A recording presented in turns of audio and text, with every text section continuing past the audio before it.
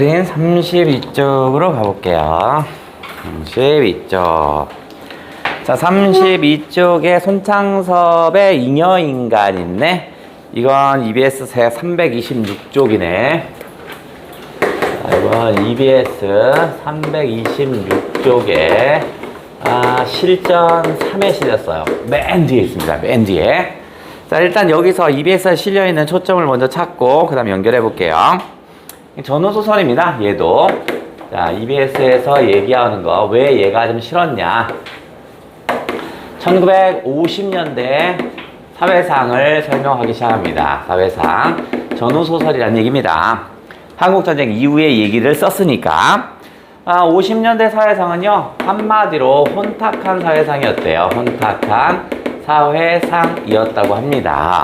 그러겠죠. 전쟁이 막 끝난 뒤에 어떻게 서로 먹고 살려고 막 노력들을 했을 거 아니냐.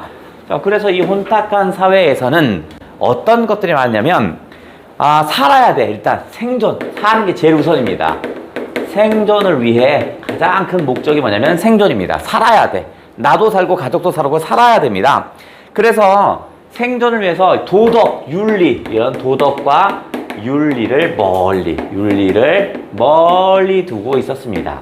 그러니까 혼탁한 사회에서 이런 사회상에서 살기 위해서 사람들이 어떻게 해서 도덕과 윤리를 멀리하고 있었대요. 도덕과 윤리를 멀리하고 있다 보니까 당시에는 뭐냐면 그냥 돈이야. 돈만 있으면 우리 가족이 사는 거죠. 그래서 물질 만능주의입니다. 만능주의. 그 다음에 돈만 생기면 무슨 짓을 해도 돼요. 사기를 쳐도 되고요. 아니면 사람들을 어떻게 등쳐먹어도 돼요. 그러다 보니까 사람을 속이고 속이는 게 너무 많다 보니까 조그만 일에도 불신은 엄청납니다. 사람에 대한 불신은 엄청난 거야. 그래서 이 중에서도 이런 혼탁한 사회에도 도덕과 정의를 외치는 사람이 있겠죠. 도덕과 정의를 외치는 사람이 있겠죠. 그러니까 물질 만능주의와 사람을 불신하는 이런 놈이 일단 나쁜 놈입니다. 누가 봐도 나쁜 놈이고, 얘가 긍정적인 사람인데 얘네들이 다수고요. 얘네들이 극소수에 불과합니다. 그래서 이 부정적인 다수가 이 소수의 긍정적인 애를 두고 뭐라고 얘기할 거냐면, 야, 이 무능한 새끼들아, 네 자식이 먼저 먹고 살아야 할 거 아니냐. 무신이냐. 무능한 놈아. 정의? 그렇게 해서 네 자식은 맨날 배 곪고 있는데 그게 정의가 뭐가 중요해? 너 사는 꼴을 봐라. 그게 무슨 정의라. 이런 거.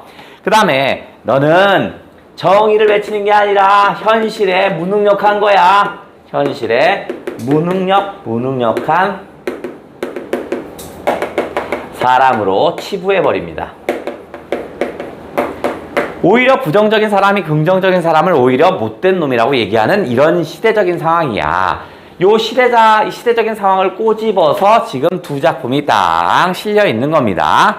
첫 번째는 손창섭의 잉여인간이 실렸군요. 손창섭의 잉여인간이 실렸습니다. 잉여인간. 손창섭은 대표적인 전후소설을 쓰는 사람이고요. 얘는 전후소설을 주로 쓰는 사람입니다. 근데 보통의 전후소설은요, 우리에게 아픔을 줬던 사람을 무찌르자, 혼내주자 이런 얘기인데 얘는 조금 달라요. 전후소설의 내용이 뭐냐면 되게 우울한 분위기입니다. 아주 우울한 현실을 그대로 표현하는 시인입니다. 그대로 표현하는 소설가야. 즉 전쟁이라는 건 우리에게 도움이 되는 건 없고 오히려 다 우울함만이 나타난다. 그러니까 전쟁은 다시는 나오면 안 된다라는 걸 보여준 애가 손창섭이고요. 전후소설의 대가라고 할 수 있습니다. 자, 그 다음에 잉여인간이랍니다. 잉여이라는 건 쓸모없는 이런 말이잖아. 남아도는 이런 거겠죠? 그렇다면 잉여인간이라는 건 뭐야? 쓸모없는 인간이군요. 쓸모없는 인간이라는 뜻입니다.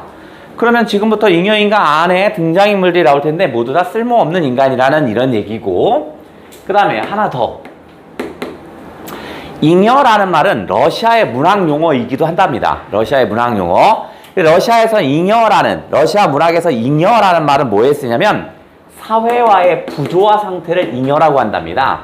사회와의 부조화 상태, 부조화 상태를 잉여라고도 한답니다. 그죠? 이제 전체 내용을 하면서 초 두 번째 말은 어디에 써먹는 건지 한번 연결해 볼게요. 첫 번째 인물도를 한번 따져보면서 가볼게요. 자, 누가 있냐면 전후 시대에 최익준이라는 사람이 있습니다. 최익준이라는 사람은요 뭐냐면 경제적으로 무능력합니다. 경제적으로 무능해요. 하지만 현실에 대한 분노감, 현실에 대한 비판의식 이건 커요. 현실에 대한 분노, 어떤 비판의식 이런 것들은 무척 높아요.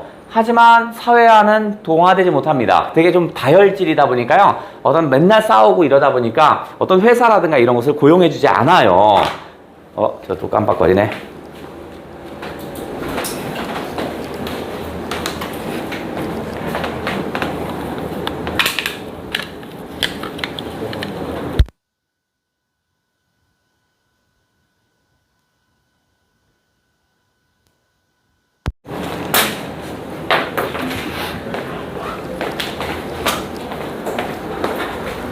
자, 현실에 대한 비판의식은 있으나 경제적으로 무척 무능한 얘였고요. 이런 거.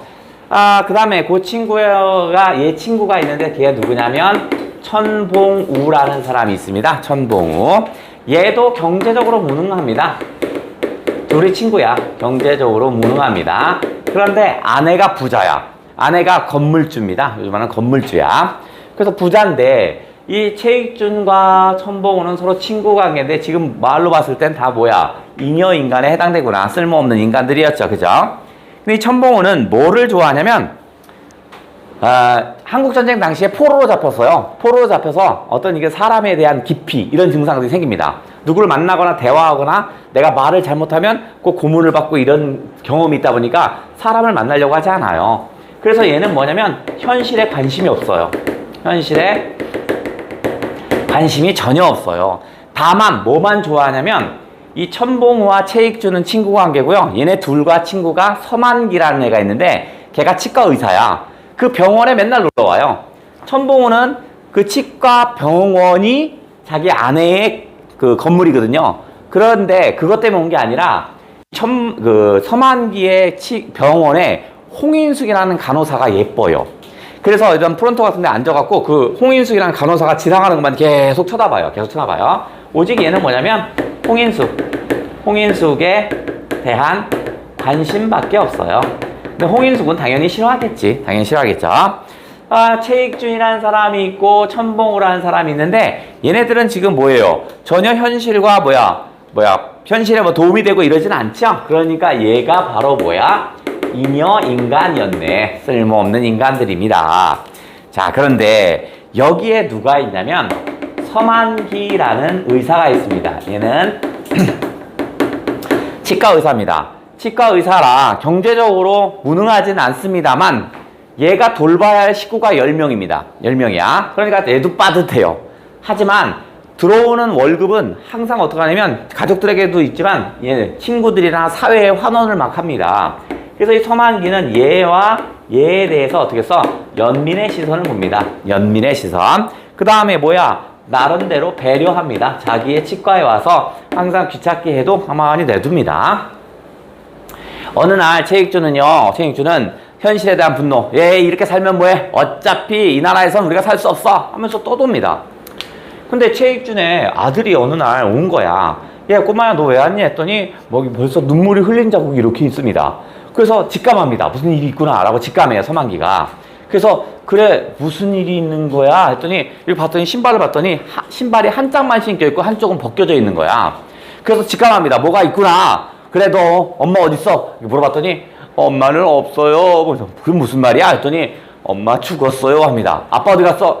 그래서 일주일 동안 아빠는 집에 안 들어와요 라고 합니다. 그래서 최익준이 그날 들어왔던 돈들을 다 모아서 다 싸갖고 최익준이 집에 갑니다. 갔더니 익준이의 부인이 죽었어요. 최익준은 어떻게 해서 집 나간 지 일주일째 됐고요. 그래서 어떻게 하냐면 서만기가 최익준 대신 상주가 됩니다. 자기가 가져온 돈을 다 해서 장례를 다 치릅니다. 장례를 치르고 이제 끝나고 돌아갔는데 체익준이 돌아옵니다. 그때 익준이 아들이 막 합니다. 아빠, 나 엄청 큰 차 타고 새 옷 입고 막 다녔어 라고 합니다. 그게 뭐야? 장례식 갈 때 그 차죠? 그거죠. 그거 보면서 체익준의 부인의 엄마죠. 그죠? 장모가 저런 새끼는 죽어서 해야 되는데 저건 왜 죽지도 않아? 막 이런 얘기가 나온 게 전체 이 얘기입니다. 서만기 좀 정리하면 서만기는 좀 긍정적이네. 어려움 속에서도 지도 나름대로 어려워요. 하지만 어떻게 써? 나름대로 신념을 굽히지 않습니다. 신념을 굽히지 않고 도와주고 배려하고 뭐 이런 겁니다. 이런 걸 봤을 때 현재 인간이 소외되는 물질 만능주의에 빠져있는 이런 세태에서 인간 소외를 극복할 수 있는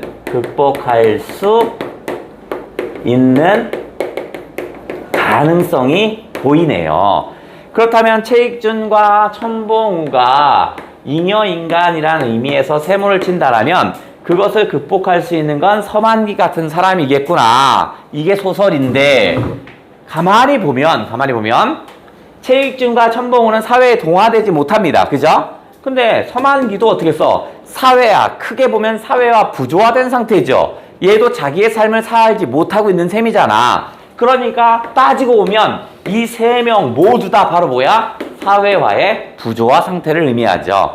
그러니까 체익준과 천봉우만 잉여인간이라고 할 수도 있고요. 사회화 전체 동화돼서 살고 있지 못하죠. 왜냐면 그 사회가 부정적이니까 그걸 극복하려고 하는 사람이니까. 그렇다면 서만기도 크게 보면 잉여인간에 포함되는 거겠죠. 이 작품이 하나 딱 실렸고요. 자, 그 다음에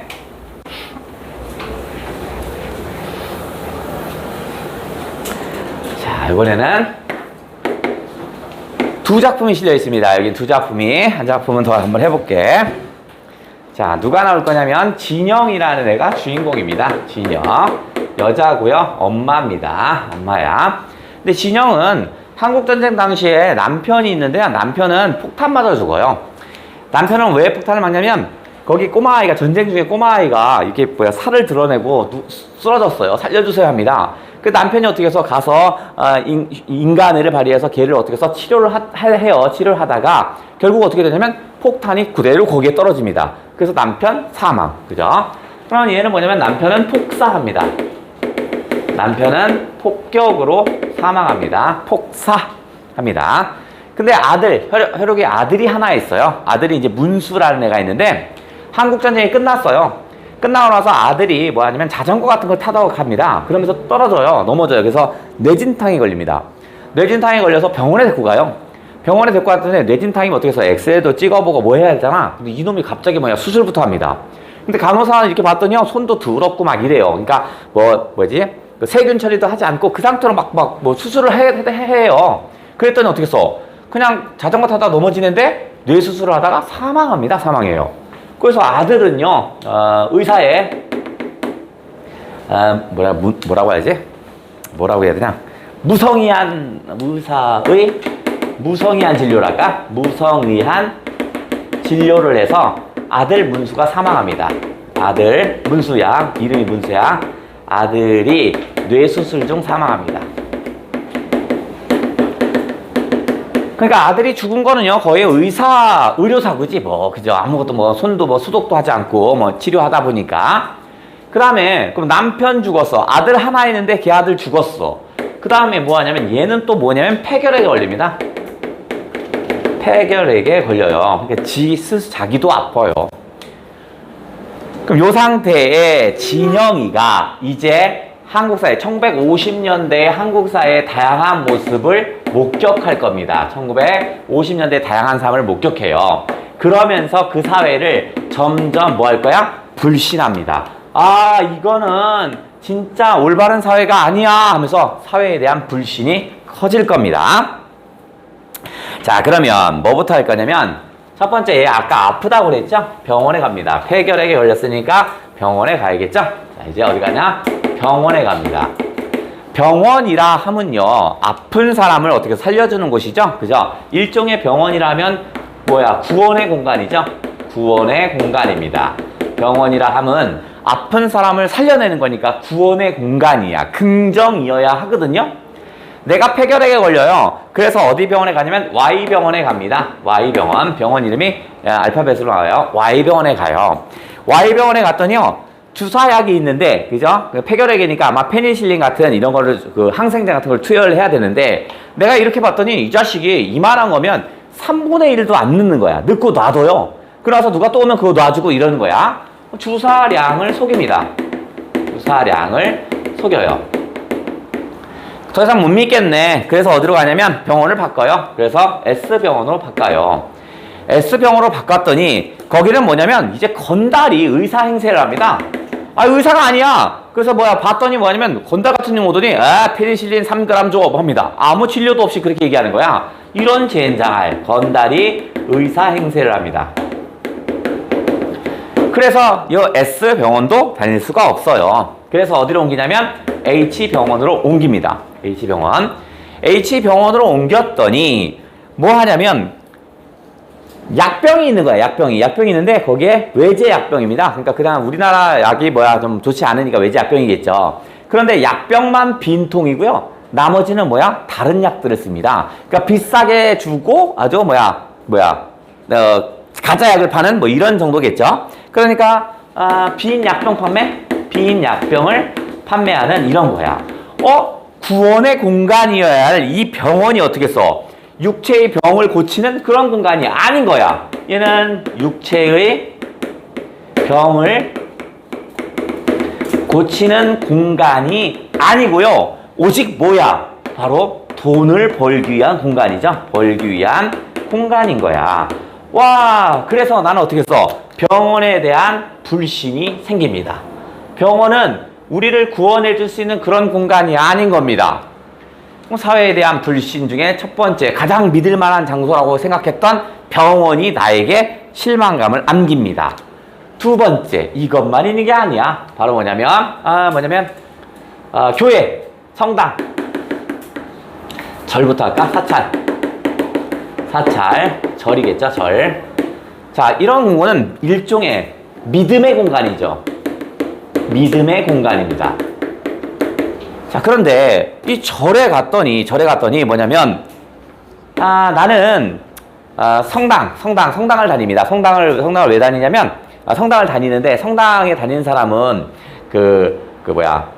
죽은 사람에게 절을 하거나 이러진 않잖아. 그죠? 그래서 나는 나의 아들에 대한 죄책감 때문에 그 아들의 위패 사진 있죠? 사진을 절에다가 이렇게 갖다 놔요. 근데 성당 다니는 사람 반대합니다. 그거는 신을 모시는 것처럼 그렇게 하면 안 된다고 해요. 하지만 나는 자식에 대한 사랑이 더 큽니다. 그래서 자식을 위해서 이거라도 해줘야겠다는 생각에 절에다가 위패를 갖다 놓습니다. 근데 경찰서장의 아들이 죽었는데 경찰서장의 아들에게만 막 사람들이, 그 스님들이 막 치중을 하는 거야. 왜냐면 그 사람이 시주를 더 많이 했거든요. 그러니까 그 사람만 신경 쓰는 거야. 나는 돈을 안 내니까 뒷전으로 쳐지네? 그래서 또 실망을 합니다. 돈에 따라 대우가 달라져요. 대우가 달라요. 똑같은 평등한 인간에게 구원의 대상, 믿음의 공간, 믿음을 주는 그런 곳이 아니라 돈에 따라도 달라지는 겁니다. 그죠? 그 다음에 더 황당한 걸 목격합니다. 뭐 할 거냐면, 스님들이 지나가면서 탁발한다고 하죠? 그래서 쌀 같은 거 얻어가잖아. 그럼 탁발에서 얻은 그 쌀을, 그죠? 시주로 얻은 쌀을 오히려 다시 팔아요. 다시 파릅니다. 이게 무슨 개소야. 시주로 얻은 쌀을 다시 팔아요. 그러니까 스님들도 어떻게 써? 오죽 다 누군가를 믿게 해주고 구원해주고 이런 것이 아니라 다 오직 돈입니다. 오직 돈. 그러니까 지친 영혼을 치유하는 그런 공간이 아닙니다. 이곳은 지친 영혼을 치유하는 그런 공간이 아닌 거야. 그럼 여기도 늘 보겠어? 바로 얘도 돈을 벌기 위한 공간이죠. 그러면 이렇게 불교만 쓰레기냐 하면 또 불교 믿는 사람 난리 나겠죠. 그죠? 그러니까 뭐도 나오냐면 성당도 나옵니다. 그러니까 각종 교회나 성당이나 믿음의 공간들 있죠. 다 나옵니다. 성당에서는 뭐 하냐면 사람이 사람을 못 믿어요. 그래서 성당에 신발 신고 가서 기도해야 되는데 신발이 계속 사라져요. 그러니까 사람들이 어떻게 하냐면 그 신발을 들고 가서 신발을 싸매고 거기서 기도를 막 드립니다. 그죠? 자, 바로 뭐냐면 신발을 자주 분실합니다. 그래서 분실해서 그 못 믿어요. 여기다 벗고 가는 순간 없어져. 그러니까 뭐냐면 서로 간에 불신을 합니다. 아니, 믿음이 있다는 사람들이 서로 간에 오히려 불신을 하고 있는 이런 모습을 또 봅니다. 그 다음에 성당에 있는 사람들이 아픔을 치유하거나 이런 것이 아니라 헌금 내세요. 헌금을 강요합니다. 오직 다 돈이야. 헌금을 강요합니다. 헌금을 내지 않으면 구원받지 못해요. 뭐 이런 얘기를 하는 거야. 역시 마찬가지로 어떻게 해서 지친 영혼을 치유하는 그런 공간이 아니라 이것도 어떻게 해서 바로 돈을 벌기 위한 그런 수단이네. 그래서 나는 가장 이 사회에서 구원과 믿음의 공간인 이 커다란 공간에서 실망을 얻게 됩니다. 엄청난 실망을 얻어요. 그래서 어떻게 하냐면 돈에 따라 대우가 달라진다고 했잖아. 위패를 들고 절에다가 갖다 놓으려고 했는데 서장만 신경 쓰는 거야. 신경을 안 쓰네? 이런 젠장. 그래서 얘가 어떻게 할 거냐면 나중에 위패를 불을 지릅니다. 아들을 위해서 위패만을, 사진만은 절에다 모시고 싶었거든요. 근데 뭐냐면 위패에 불을 지릅니다. 위패에 불을 질어요. 즉, 이 뭐냐면 현실 저항 의지입니다. 이것은 과거에 집착하는 것이 아니라 현실에 싸워나가는 게 중요하다고 생각하는 거야. 그래서 현실 저항 의지를 불태운다라는 그런 작품이었습니다. 이 글의 제목은 뭐예요? 그렇죠. 얘가 불신시대입니다. 이놈이 바로 불신시대고 누구 거야? 박경리 작품입니다. 박경리의 불신시대. 불신시대와 손창섭의 잉여인간이 함께 묶여있는 거야.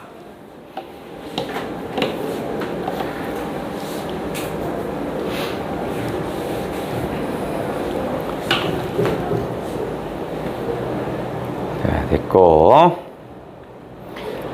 173.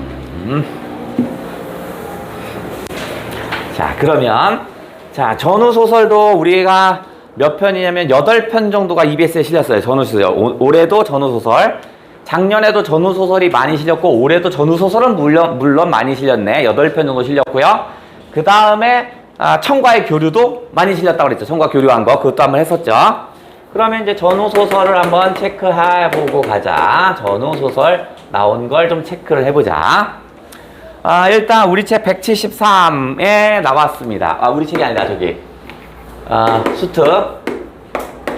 수트 173 소설 5번째 거에 이제 실려 있더라고요. 자, 거시기가 썼던 거시기고, 요것도 역시 마찬가지로 여로형 구조를 가집니다. 제목은 바로 뭐냐면, 인간애를 지칭하는 말이고요. 또는 뭐 똑같은 말, 휴머니즘. 이것을 지칭하는 제목이었습니다. 여로형 소설이고요. 그러니까 우리도 여로에 맞게, 길에 맞게끔 한번 해볼게요. 그러면 여로형 소설이니까, 그럼 어떻게 여로에 맞춰서 한번 정리를 한번 해보자고요. 자, 일제시대 때 어디로 끌려가냐면 만주로 끌려갑니다. 만주에서 뭐 하냐면 징용합니다. 징용으로 끌려갑니다. 징용으로 끌려갔습니다. 끌려갔다가 이제 어떻게 했어? 해방을 맞았어요. 그러니까 어떻게 했어? 이제 다시 만주에서 돌아와야겠죠? 해방 후 귀국길에 오릅니다. 그래서 만주에서 이제 어떻게 했어요? 이제 서울로 오는 거야. 귀국해야죠. 이제 회령이라는 지역에 갑니다. 회령이라는 지역에 갔는데 나는 누구와 함께 가고 있냐면 방과 함께 합니다. 방이라는 사람입니다. 방과 헤어져요. 같이 오고 있는데 헤어집니다. 그래서 방은 기차를 타고 가고 나는 그 기차를 놓쳐요. 기차를 놓쳐서 트럭을 타고 혼자 이동합니다. 트럭을 타고 이동을 합니다. 그러니까 기차를 타고 갔으면 이 소설은 이어지지 않는 거야. 트럭을 타고 가다 보니까 이제 중간중간에 거칩니다. 회령에서 어디로 가냐면 수성이라는 지역에 도착합니다. 여기에서 누굴 만나냐면 뱀장어파는 아이를 만납니다. 뱀장어 파는 소년을 만납니다. 그래서 뱀장어는 그 당시에 조금 더 부자들이 먹는 거야. 그러니까 누가 갔냐면 피란을 끝나고 나서 되게 고향으로 돌아가는 행렬들이 쭉 있겠죠. 그래서 그 옆에 붙어요. 붙어서 뱀장어 드실래요? 합니다. 뱀장어는 누가 먹을 수 있냐면 조금 여유로운 사람이 먹을 수 있어요. 그러면 일제시대 때 조금 여유로운 사람은 당연히 일본 놈들이겠지. 또는 친일파들이겠죠. 그 친일파들이 섞여서 일본으로 도망치는 거야. 그래서 얘기합니다. 그러나서 어떻게 해서 말투가 아무리 일본인이 우리나라 말을 하려고 해도 조금 표가 나죠. 어투라는 표가 나잖아. 그래서 또 이 사람이 감지가 되면 너 일본인이지. 이렇게 얘기하기 시작합니다. 그럼 아무 말도 못할 거 아니냐? 그죠? 그러면 야 이거 뭐야 뱀장어 사. 그래서 가격에 좀 덧붙이기 시작합니다. 그래서 안 사면 너 내가 다 찔러버린다. 여기서 길 가고 있는데 내가 너 일본인이라고 얘기하면 너 어떻게 될 것 같아? 이렇게 얘기합니다. 그러니까 일본인이 어떻게 해요? 있는 돈 없는 건 다 줘서 뱀장어를 팝니다. 그리고 나서 어떻게 해서 돈을 받은 뒤에 얘기합니다. 일본 놈 여기 있어요! 이렇게 얘기하는 그런 예입니다. 즉 뱀장어 파는 이 소녀는 일본인에 대해서 어떤 생각을 하냐면 아주 나쁜 놈입니다. 그래서 이 일본인을 나는 어떻게 해야 되냐면 증오의 대상입니다. 이런 나쁜 놈, 증오 또 이런 놈들은 내가 철저하게 감시해야 합니다. 감시. 그 다음 뭐냐면 죽여버려야 돼. 처벌의 대상으로 인식합니다. 그러니까 내가 걔한테 돈을 뺏는 건 전혀 도덕적으로 문제가 있는 게 아니야. 나쁜 놈 새끼 거 뺐는데 뭐가 이상해. 이런 거야. 그러면서 나는 어떻게 하냐면 그래 맞아. 저렇게 일본인들을 저렇게 처단을 하고 그죠? 과거를 정리하는 게 필요하다고 생각합니다. 그러면서 얘가 아니죠.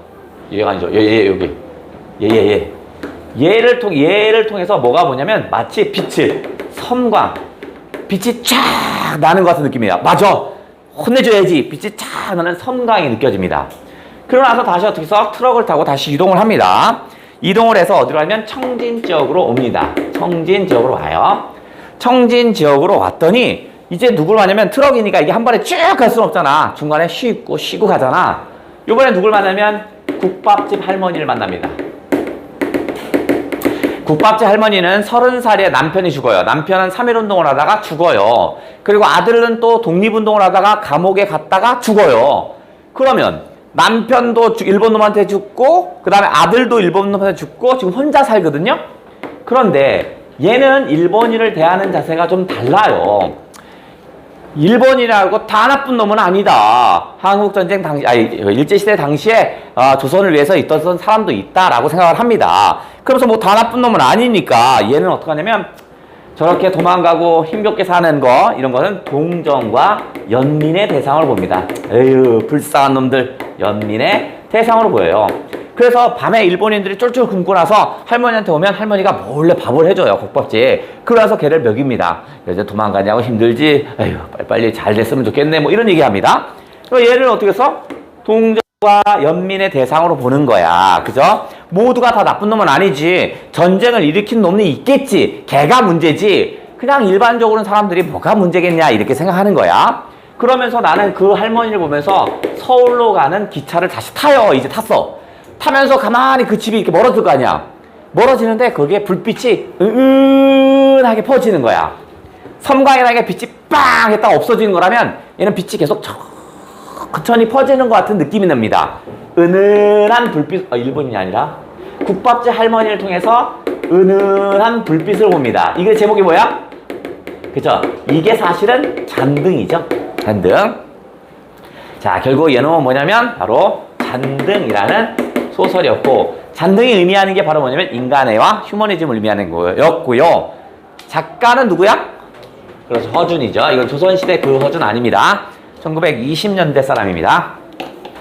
자, 요게 173쪽에 실려 있으니까 같이 일전에 한번 수업을 한 것 같은데 필기는 달리 해봤어요. 여로용 소설이다 보니까 필기를 좀 살짝 바꿔서 한번 해봤어.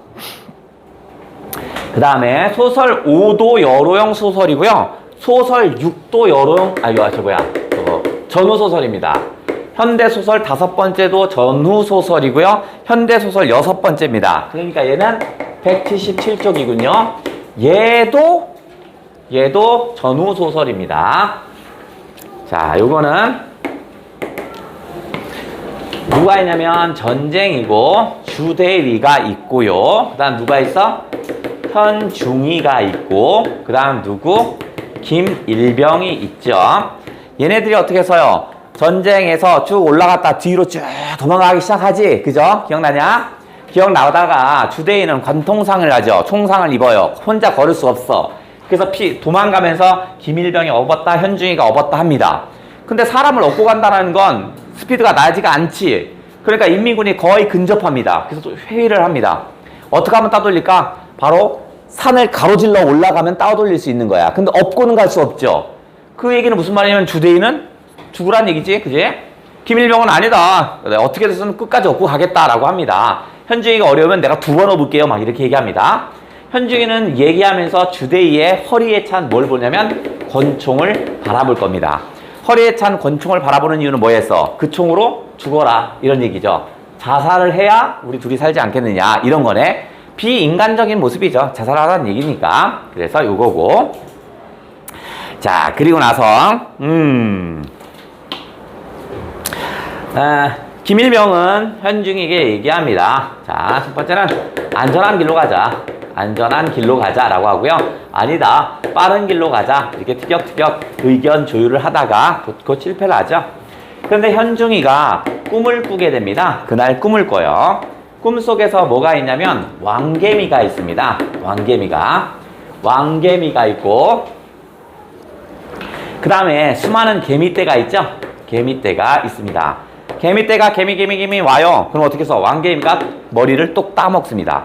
개미떼가 또 나오면 개미떼가 따먹는 거야. 머리를 쿡쿡 따먹습니다. 그러면 이 개미떼가 상징하는 게 바로 뭐냐면 바로 누구겠어요? 그죠. 전쟁으로 인한 무의미한 죽음. 전쟁으로 인한 무의미한 죽음을 암시하는 거겠죠. 그죠? 그렇다면 이 왕개미가 뭐겠어? 전쟁에서의 일부 이득을 보는 놈이 있겠지. 그죠? 한국 전쟁으로 한다면 뭐 김일성하고 뭐 이승만 아니겠어? 일부 이득을 보는 놈은 얘네 둘밖에 없지. 자, 그리고 나서 어떻게 하냐면 이제 거기 보면 여기에 쭉 새끼리 보입니다. 여기에 새끼리 보여요. 그러면서 꿈속에서 깹니다. 그러면 현중이가 꾼 비유적인 표현은 개미떼는 전쟁으로 무의미한 죽음을 하는 현중이와 김일병 같은 애를 얘기하는 거고, 이 왕개미는 뭐였어? 절대적인 힘, 얘네들보다 힘이 센 주대인을 의미하겠지. 그죠? 새끼는 바로 뭐겠어? 현중이가 도망간다라는 얘기겠지. 다음날 아침에 일어났더니 어떻게 해서 현중이는 자리에 없습니다. 그래서 김일병이 주대인을 혼자 업어서 갈 수밖에 없네요. 그죠? 그래서 김일병이 주대인을 업어요. 따뜻한 인간이겠죠. 그런데 이게 혼자 없다 보니까 탈진 상태가 되죠. 쓰러져 버립니다. 더 이상 일어날 수가 없는 거야. 근데 주대인은 포병인데 정확하게 포 소리를 기억합니다. 이게 인민군의 포인지 국군의 포인지를 정확히 알아요. 멀리서 국군의 포라는 걸 알아요. 그래서 어떻게 해서 글로 가자고 합니다. 근데 김일병은 탈진 상태이기 때문에 일어나지를 못하는 거야. 그래서 주대인가 어떻게 해? 자기는 혼자 걸을 수 없으니까 어떻게 해요? 김일병에게 머리에다 총을 거닙니다. 권총을 더 넣어요. 일어나 이 새끼야. 그러니까 어떻게 탈진한 상태지만 머리에 총이 있으니까 어떻게 해요? 초인적인 혐오로 일어나요. 업어 이 새끼야. 업어요. 걸어 이 새끼야. 걸어요. 막 걸어갑니다. 걸어가는데 어떻게 써요? 김일병이 무슨 소리가 들리냐면 개소리가 들립니다. 주대인님 개소리가 들려요. 막 합니다. 그 얘기는 뭐야? 인가가 있다는 얘기죠. 그렇게 찾던 인가가 있는 거야. 근데 갑자기 등 뒤가 무거워집니다. 그 얘기 뭐지? 주대인가 죽었다는 얘기겠죠. 그러니까 권총이라는 것은 긍정적인 의미네. 근데 소설 속에서 주대인가 죽었다는 표현은 나오진 않아요. 무겁다는 표현만 썼거든요. 그럼 일단 죽었다라고 해석할 수도 있고, 그렇다면 어떻게 해서 이렇게 개인적인 아주 이기적인 살려는 이런 놈은 죽고 누군가에게 도움을 주는 사람은 긍정적이겠네. 그죠? 이런 얘기를 담을 수도 있고, 또는 기절일 수도 있겠죠? 그죠? 기절일 수도 있는데, 그럼 어쨌든 간에 뭐 죽지 않았을까? 이렇게 남을 위해서 배려하는 사람이 결국 산다라는 이런 얘기겠죠? 극단적인 전쟁이라 함은 개인의 어떤 민낯을 다 보게 됩니다. 이렇게 극단적인 이기주의의 모습도 보이고요. 초인적인 힘을 보여주는 이런 모습도 보이고, 처음엔 이기적인 모습도 보이지만 남을 위해서 자신을 희생할 수 있는 이런 모습도 보이겠죠? 그죠? 이게 전쟁이라 한대요. 이거의 제목은 뭐죠? 자, 너와 나만의 시간이었죠. 나만의 시간이고 누구 거냐면 황순원 것이었습니다. 황순원의 너와 나만의 시간. 그 다음 또 있어 전후소설. 자, 수특에 있고요. 수특 당연히 있죠. 현대소설 9도 마찬가지입니다. 현대소설 9도 전후소설입니다. 9니까 몇 쪽이냐면 189.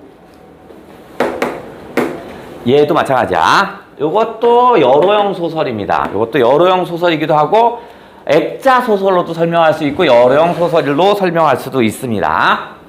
자, 일단 나는 어디 있냐면 서울에 있어요. 서울에서는 이름이 갈등이 될 겁니다. 서울이란 공간에 뭐 있냐면 남편이 월남을 했죠. 그죠? 5살 정도 된 아이를 데리고 월남을 해서 이 애가 지금 뭐냐면 다 컸어요. 그래서 오히려 결혼도 하고 5살 난 딸아이가 있어요. 근데 내가 봤는데 이 애가 점점 남편의 첫 번째 부인의 얼굴과 너무 비슷한 거야. 딸은 엄마를 닮아가니까. 근데 이 딸을 가만히 앉혀놓고 뭘 하냐면 바로 초상화를 그립니다. 근데 남편은 인물화를 그린 적이 단 한 번도 없습니다. 근데 초상화를 그리는데 그 모습이 너무 묘하게 질투가 생깁니다. 그래서 아내가 이것들 봐라. 그래, 지금 저 정도의 나이가 첫 번째 부인이 떠날 때 그 얼굴이지. 그러면서 묘하게 질투를 하기 시작합니다. 질투를 해요. 그래서 내가 되고 했지만, 내가 남편과 딸과의 왠지 멀어지는 느낌이 들어서 소외감을 느끼기도 하고요. 그 다음에 내가 그렇게 잘해줘도 북에 있는 여자를 못 잊고 있네? 배신감을 느끼기도 했고요. 그 다음에 아이고 이게 난 뭐하는 여자야? 허탈감, 이런 것들이 복합적으로 느껴집니다. 그리고 나서 남편한테 나 집 나간다고 합니다. 어디 갈 건데? 몰라도 돼 하면서 막 뛰쳐나갑니다.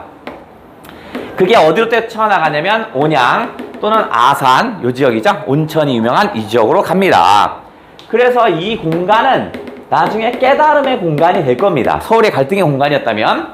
자, 일단 온천을 왔으니까 난 나름대로 시원하게 온천욕을 하려고 합니다. 그런데 이런 젠장, 내가 생각했던 거와 달라요. 온천이 너무 더러워요. 온천이 더러워요. 그러니까 나름대로 어떻게 못마땅하고 짜증나고 주인한테 짜증을 다 냅니다.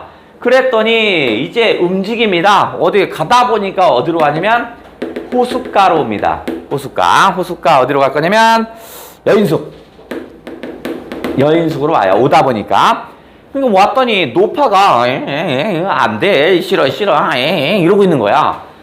내가 싫다, 손님이 왔는데 싫다는 얘기인가? 뭘 저러지? 막 생각합니다. 그런데 이제 여인이 나와요. 아주머니가. 아유, 저거 우리 노인네 대사업 중이니까 신경 쓰지 마세요 합니다. 갑자기 궁금해집니다. 아니, 대사업이라는 게 뭐예요? 라고 물어봐요. 그랬더니 노파 얘기를 하기 시작합니다. 노파는 자식이 죽어요. 야, 아주머니의 남편이죠. 1사후퇴 때 서울이 수복이 됩니다. 그래서 다시 올라가요. 후퇴 후에 서울이 수복돼요. 올라갔더니 아직은 인민군의 깃발이 있는 거야. 그래서 아주머니가 봤을 때 아직은 인민군의 깃발이 있으니까 남편 보러 오지 말라고 합니다. 남편이 성격이 너무 급해요. 그래서 와요. 그래서 좀 불안하니까 이거 안 되겠는데, 그래서 이제 주지시킵니다. 집 밖에 나가지 말라고 얘기해요. 그 다음에 또 걱정되는 게 누구냐면 그 남편의 엄마, 할머니가 걱정돼요. 그래서 얘기합니다. 어머니, 아들 어디 있어요? 저기 있지. 그렇게 말하면 안 돼요. 누가 와도 말하면 모른다 하셔야 돼요. 어머니, 아범 어디 갔어요? 저기 있는데. 그렇게 말하지 말라니까요. 모른다 하세요. 알겠어 합니다. 그리고 나서 어디 있어? 할머니가 텃밭에 나갑니다. 텃밭에 나가서 뭐 좀 먹을까 했는데 인민군이 2명이 옵니다. 탁탁 옵니다. 근데 인민군은 배가 고파서 먹을 걸 달라고 온 거야. 근데 어떻게 해서 엄마의 눈에선 인민군이 보이니까 어떻게 해서 아들이 걱정되는 거야. 그래서 큰 소리 지릅니다. 모른다 큰 소리 지르는 거야. 그러니까 집에서 아주머니하고 남편이 엄마가 무슨 일이 일어났으니까 탁탁 뛰어나갑니다. 무슨 일이야 엄마? 뛰어나간 거야. 인민군의 두 눈에는 어떻게 해서 남자와 여자가 나를 향해 막 뛰어오는 겁니다. 이건 내 적이다고 생각하니까 어떻게 해요? 총을 쏴도 됩니다. 총을 쐈는데 희한하게 남자만 죽어요. 남자가 죽어. 그 상태에서 노파는 어떻게 해서 자식을 지키지 못하는 죄책감이 느끼죠. 그러니까 정신이 미친 상태에서도 계속 모른다 이러고 있는 거야.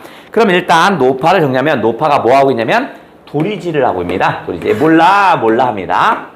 근데 이 도리질은 첫 번째 도리질은 뭐냐면 아들을 지키고자 했던 거라면 아들이 죽고 난 뒤에 뭐야? 죄책감이죠? 아들에 대한 죄책감이죠. 나 때문에 죽은 거죠? 아들에 대한 죄책감으로 죄책감으로 계속 머리를 왔다 갔다 하는 겁니다. 도리질을 하는 거야. 자, 그 다음에 아주머니입니다. 아주머니도 대사업을 하겠대요. 그럼 아주머니에게 대사업은 뭡니까? 물어봤더니 저 노파, 시어머니를 모시는 거. 왜냐면 전쟁으로 가족을 잃은 상처는 누구도 치유할 수 없거든요. 그 아픔을 대신할 수는 없지만 최대한 하는 데까지는 해봐야죠. 뭐 이런 거. 두 번째는 뭐냐면 아들이 데모하다 없어지죠? 아들을 기다리는 겁니다. 여기도 아들을 기다려요. 이런 걸 보면서 내가 어떻게 해서 깨달음을 얻습니다. 맞다. 전쟁 중으로 얻은 상처는 그게 쉽게 아물 수 있는 게 아니야. 근데 내가 그걸 가지고 질투하고 이래서는 안 되겠다는 생각이 들어요. 그러면서 어떻게 해서 남편은 나를 싫다고 한 게 아니다 라는 것을 알아요. 그래서 나는 헛수한 게 아니야 라고 생각하면서 다시 서울로 돌아온다라는 그런 얘기였군요. 이 제목은? 그렇지. 겨울 나들이였습니다. 누구 거였냐면 박완석 작품이었습니다. 오케이. 그래서 프린트물에 나간 거에는 겨울나들이 잔등, 너와 나만의 시간, 불신시대, 인간 5편이 실려 있으니까 그거 역시 같이 풀어주셔야겠네요. 오, 시간이 없어서 중간에 빨리 끊어버렸네. 지금 풀어! 5분이면 다 푼다. 불신시대 옆쪽이에요. 인간이랑 똑같지 마.